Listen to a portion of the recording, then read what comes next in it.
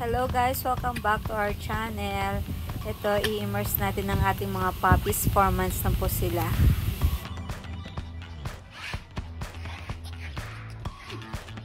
Ayan si Biko, nagpakabibo. And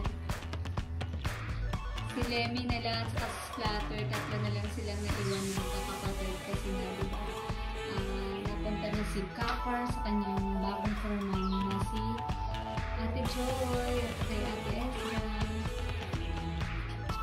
And kung saan ako magpunta, nandiyan sila. Andun lang si Biko. Very quiet lang siya. Hindi siya masyadong nakikihalilo sa kanyang mga ano. Ayan.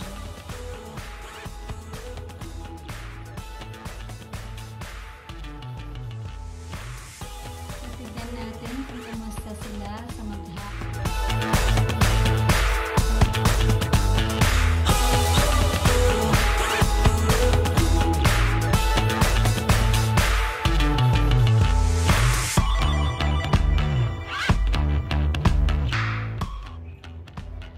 Ayan si Latte, naka-diaper na po siya kasi kahapon na pinaliguan ko siya, medyo magana yung kanyang pungpong, kanyang kipay. So, ibig sabihin, malapit na naman siyang, nagiging inhit na naman sila ni Doc. So, mahirap na na masampahan. Ang hirap magkaroon na naman ng mga bagong puppies. Mahirap, mahal. Nako. Kaya pina-family planning ko sila. Ayan, naka-diaper siya. Magdamag kagabi, maghapon kahapon, magdamag kagabi at saka ngayon ulit.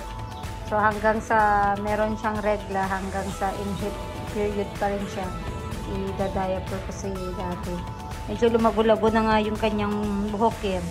At saka tumaba-taba na rin siya. Naka-recover na siya sa kanyang pagbubuntis at panganganak. Ayan yung buhok niya oh. Dati, sobrang nipis na niya at nakakalbo na. Ngayon, ang kapal na ulit ng kanyang buhok. So, magpo 4 months na nga yung buhok niya eh. Usually nga, every 2 months, pinapag-groom ko sila. Ito, 4 months, ganito pa lang ang tubo. Puti na lang at tanong balik ang kanyang katawan. Very good. Ayan si Miko.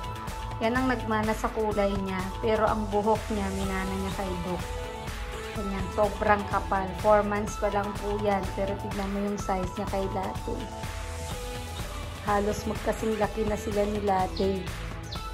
So, feeling ko dahil lang sa haba ng buhok ni Nico yan. Iyan, no? Ayun naman yung isa. Nakasiksik sa pinto. Si Lemmy. Saan kaya si Splatter? Ganyan sila. Kung nasaan ako, nandun din sila. Nagsisiksik. Ayan si Lemmy. Ay, si Splatter. Tulog din.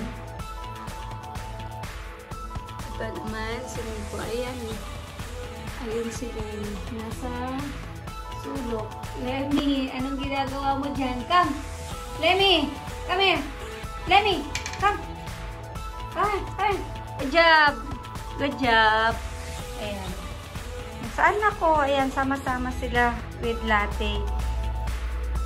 Ganun siguro talaga, close sila sa nanay. Pero kay Doc, andun lang si Doc, hindi mo mayaya. Ayaw niyo masyado ng maingay si Doc. Kaya ito, yung mga bagets na to, dito lang, kasama lang ni Latte. Ayan, naglagay naman ako ng camera dito sa loob ng bahay para makita kung ano ang ginagawa nila habang ako ay naglilinis sa labas. Kaya pagpasensyahan nyo muna yung kalat sa loob, guys.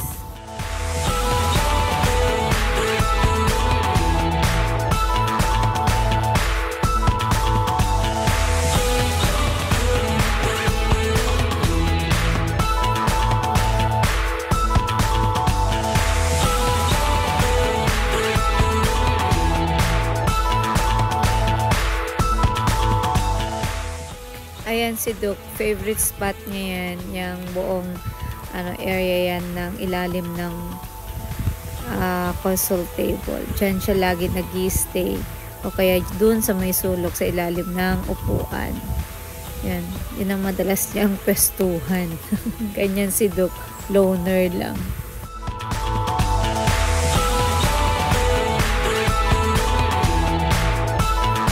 hatid sa gawing kusina, si Lynette sa sa splatter nagkukulitan. Madalas yan nilang ginagawa. Habang nagkukulitan yung mga anak ni Duke, ayan naman siya pumepesto sa ilalim ng upuan sa may lamesa. Pagpasensyaan nyo na yung suot ko guys, nakapantulog pa ako. Naglagay din ako ng camera dito sa lanay area para makita natin kung paano sila magkulitan dito sa labas. Sobrang kukulit, as in. Mamaya-maya ay bababa na rin ako dahil isasalang ko naman ang aking labada sa washing machine.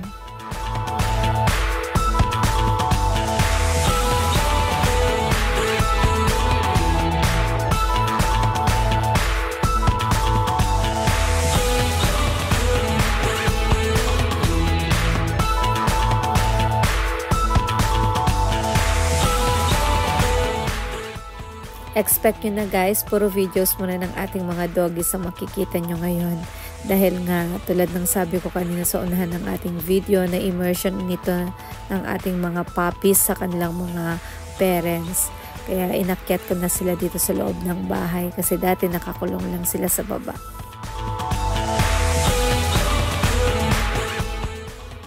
Ang madalas na magkulitan ay sila Miko at saka si Lemmy. Nakita nyo naman, di ba? Nagre-resting talaga sila.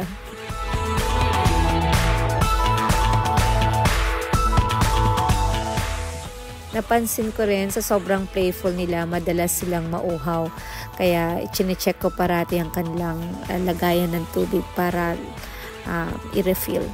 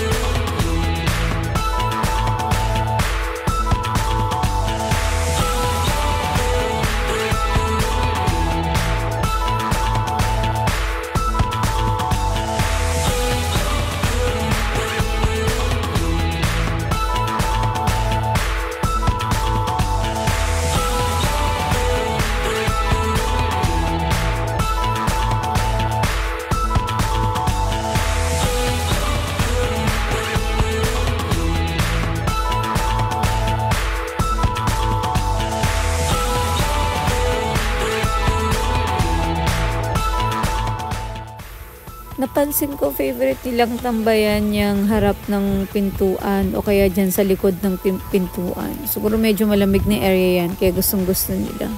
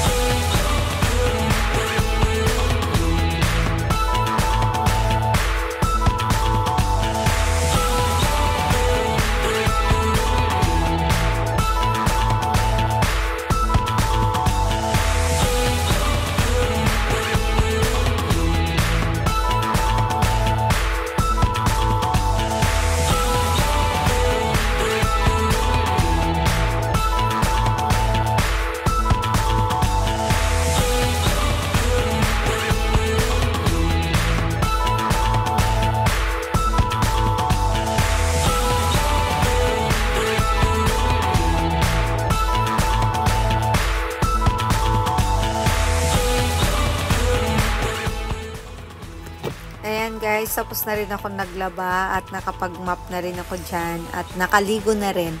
Ayan, iba na yung damit ko. Patuloy pa rin sa pakikipagkulitan ng mga aso.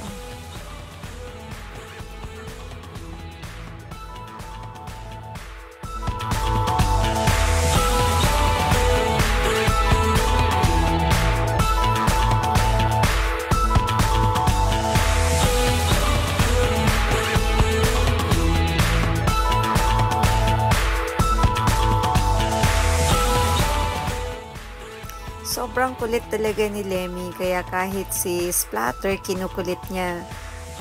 Despite na babae si Splatter at pinakamaliit sa kanila, wala, nakikipaglaban talaga siya. Go girl!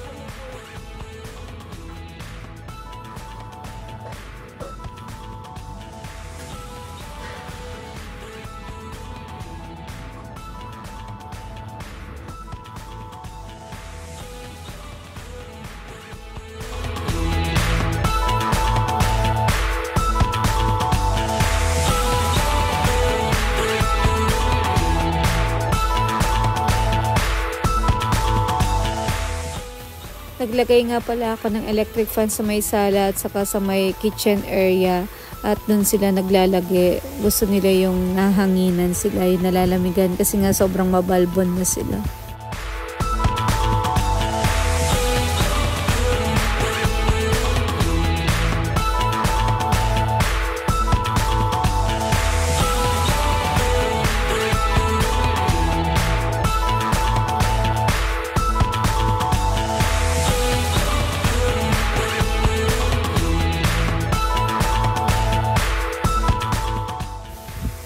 Mahirap rin na pakawalan sila sa kanilang kulungan kasi nga maya't maya nagdadakot ka ng kanilang pupo at nagpupunas ng kanilang wiwi.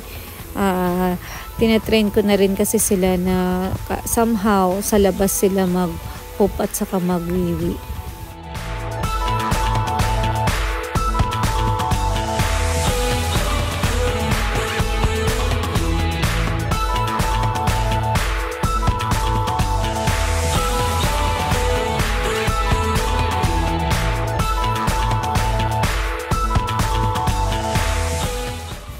Nakita nyo, hayahay sila sa harap ng electric fan. Gustong gusto nila yan. Diyan sila tumatambay.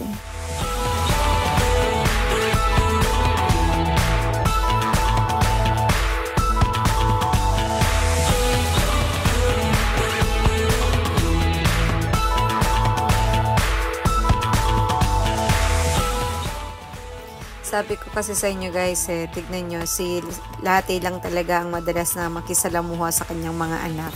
Si Duke, never talaga yan. Ayaw niya yung kinukulit siya. Kaya hindi nyo siya mahalos makita dito sa video dahil nag-iisa siya. Itong mga to, laging magkasama.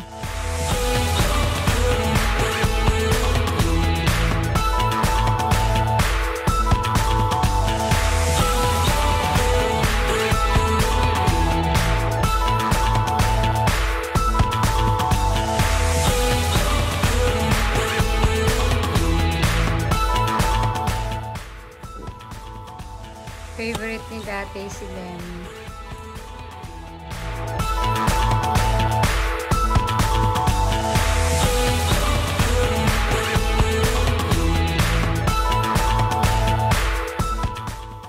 Ayan, multiple times na talaga na nagre-wrestling itong dalawang to, walang kapaguran.